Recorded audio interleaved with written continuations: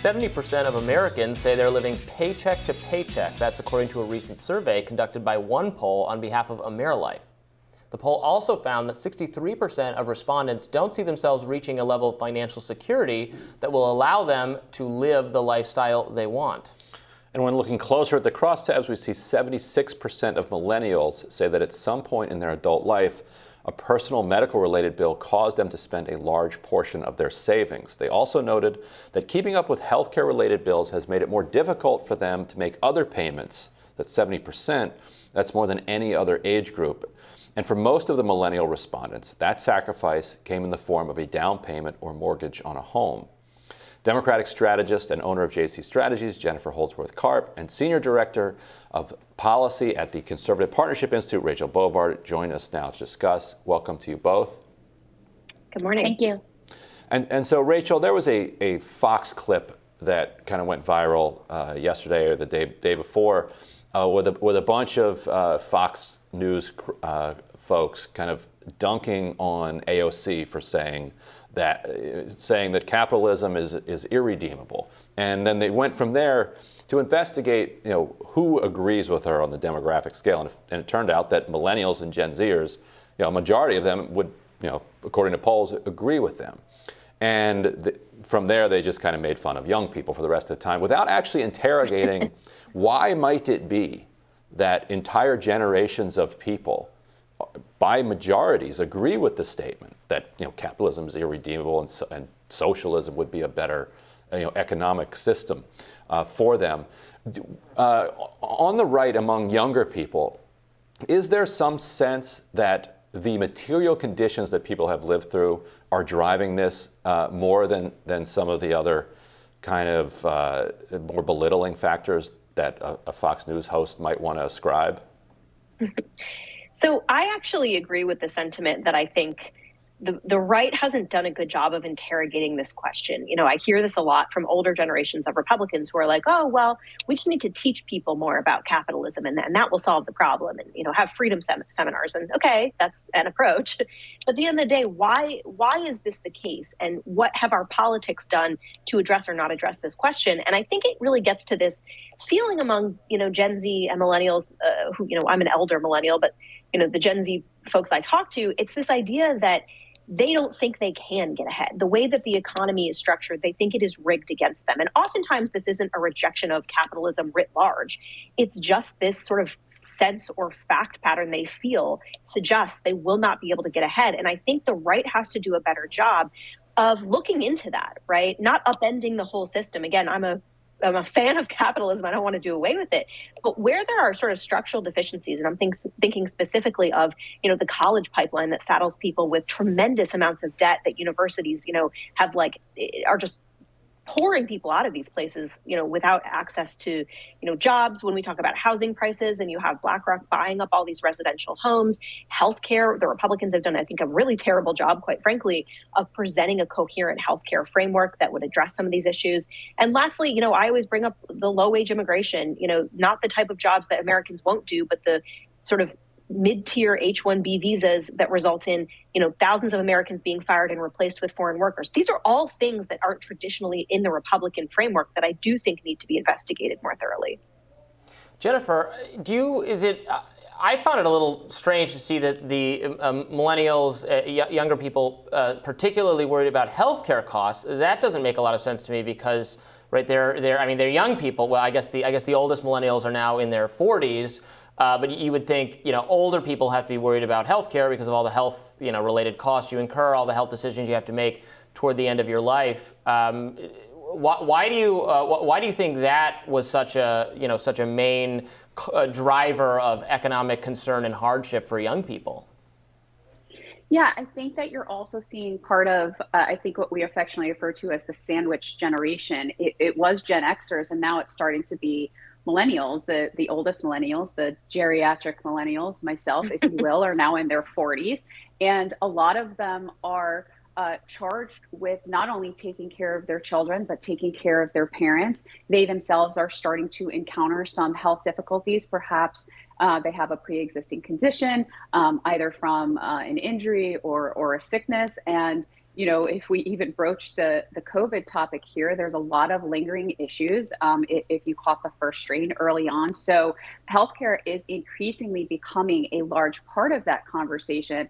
I think it's interesting, though, there's a little bit of cognitive dissonance where the lack of healthcare is actually driving what we're calling the Great Resignation, because there is no loyalty to employers anymore because they're not providing the coverage that they should be providing. Now, the Democrats have a range of solutions to this, whether it's Medicare for all, building on the ACA, Medicare for all who want it, and we can fight to the death on what we think is the best solution, but we are offering solutions to this. Now, there's also another problem that the Democrats have, and that is how we are messaging to the millennial and Gen Z generation. I think it's one of the reasons why you see such a rising interest in crypto and things like NFTs and DeFi for a younger generation, because they're just not trusting the system that they're in. It is not offering them the solutions that they need to move forward. Now, we as Democrats should be crowing about specific economy markers that are showing a return. We saw the very strong jobs report. We're, seeing obviously strong stock markets, but that's not helpful to a generation that's not in the stock market. We see that as still very specifically serving the boomer generation or the elite class. And so then you have the Fed coming out with the ridiculous statement that they're going to increase interest rates because wages are getting too high, which is the one time that we're actually seeing some movement. And then in a lot of industries, you see that wages are stagnated. So there are a lot of problems here. I also am a big fan of capitalism. No, I do not believe that it's irredeemable. It is obviously one of the greatest drivers of wealth and social mobility and class mobility in the history of mankind. But there's a lot of issues that we need to be very honest about and address if we're actually going to move forward as a populace. Right, and meanwhile, Amazon announced Monday that they plan to dramatically increase salary caps for the company's white-collar employees. In a blog post, Amazon said it would be more than doubling its base pay in the States from $160,000 last year to $350,000. So, Rachel, great news for Amazon executives. I guess something to celebrate. Yeah. Yes. Amazon's most well-treated class of workers. No word on, the warehouse workers and what they're putting up with these days. But I actually think this gets to, what actually the point Robbie was making about why are sort of younger people concerned with healthcare costs. I actually don't know that it's medical costs that are concerning sort of millennials and Gen Z. It's more of this sort of the cost of insurance itself, because so many, I think, younger people aren't following the corporate ladder, right? Especially, I think Jennifer mentioned the Great Resignation, or someone mentioned that, they're opting out of traditional corporate life, which comes with, as we know, the insurance and the retirement, investing and all this kind of stuff, and going for more of the sort of freelance. The gig economy is exploding in that way because they want the flexibility. But on top of that means that you're responsible for all those things a corporate office would give you. And purchasing healthcare, it just on the Obamacare exchanges, in the marketplace, it's still tremendously expensive. And I think that's really driving a lot of the concern around healthcare. If it's not, individual medical expenses, it's the cost of healthcare itself, which I don't think really has been addressed sufficiently by either party. And it's interesting, it's not even a matter of debate right now, I don't think, in either of the mainstream discourses. Yeah, and I wonder, Jennifer, now that there's been so much crankiness about the supply chains and about the labor shortage, that the argument in the past for Medicare for all, one of the arguments was that it would allow workers to move from one job to another in order to improve their situation, better wages, better conditions, more worker power, because they could take health care with them. I think all of a sudden, it seems like there's a bit of a political turn where it's like, you know what, screw those workers. Like we want them, we want them in their section. We need people at the job. Like we need to do something about the labor shortage first. And after we've handled that, then maybe we'll be a little bit more generous with workers. Do you sense a little bit of the worm turning there? I do. I think there is currently a seismic shift going on in the power of workers. And as Rachel pointed out, the freelance, the gig economy, if, employers right now are not giving employees everything they were expecting out of an employment experience, then they're going to value the flexibility over security. If I have to be anxiety ridden about my healthcare insurance costs, even if I am employed with an employer that provides it for me and pays the large part of the premium, the contributions that I'm making for my healthcare are rising and rising and rising.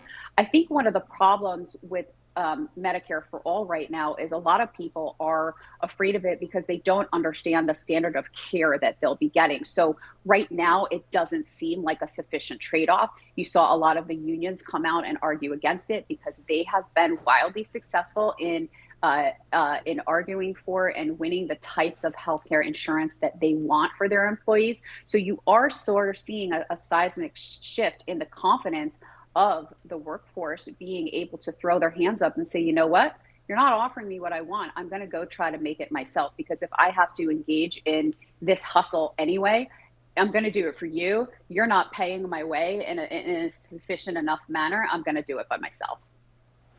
Yeah, Rachel, going back to what you had just said, and I agree with what you said earlier. You're right. More seminars about more education about how capitalism is good. Not a winning strategy. Fine, I concede that. At the same time, it does, I do get frustrated. So much of what we're talking about is not, the capitalism did not produce the horrors of like the student loan debt system, a weird system of like perverse incentives and subsidies and price disguise did that. The healthcare sector has massive government involvement, and everyone these are two things that are, if they're giving, to the extent they're giving millennials and Gen Z a lot of frustration, I don't really think it's fair to lay the blame predominantly, at least, on capitalism. Maybe there are of course some downsides of capitalism, but so I don't know. But more education about that, you're saying, won't do any good. No, I agree with your premise there. These are two completely distorted marketplaces, and there's heavy federal involvement, I think, in ways that have been counterproductive for generations. And, I think that's something that has to be addressed on top of it. But no, I don't, more broadly, I don't think that the right answer to all of this is well, if we just teach them enough history, if we just say freedom 3 times and look in the mirror, it'll all fix the problem. And, I'm sure that there's a place for that, right? Of course, you want people to be educated about what's happened, but it's not going to solve the problem, the structural problems. We have to run, but in a second, but I wanted you to respond to the response real quickly. And the response would be, those market distortions are central themselves to the process of capitalism, because there is no such thing as kind of just pure perfect capitalism. And so the contradictions inside capitalism require these institutions to buffer them. And those institutions are going to be kind of the government coming in, and institutions like higher education coming in and trying to resolve or stave off those contradictions. And so saying that it's not fair to blame capitalism for the things that capitalism produced, I think, is not fair. That is capitalism's fault. I think this is the tension between the right and the left on this question a little bit, because the left, I think I agree with the premise that the market reflects our policies, right? The market reflects the policies and the structures that we set for it. That is true, right? There's no sort of a priori sort of marketplace unicorn that exists outside of us setting parameters for what it does. Where the left and the right diverge on this question, I think, is how much you can actually tinker and play with that setup before it starts to be counterproductive. I think I fall that we need, sort of broad rules and parameters around what we can and cannot do. I reject a little bit of the left's over involvement, I think, with tinkering, with formulas and all these things that I think produce more actually harmful outcomes in many cases than not. But I agree with your broad framework, which is, again, the market reflects what we tell it to do at the end of the day. All right, well, Rachel and Jennifer, we'll get to the bottom of this next time. Thank you for joining us. Thank you. Thank you. And we'll have more Rising right after this.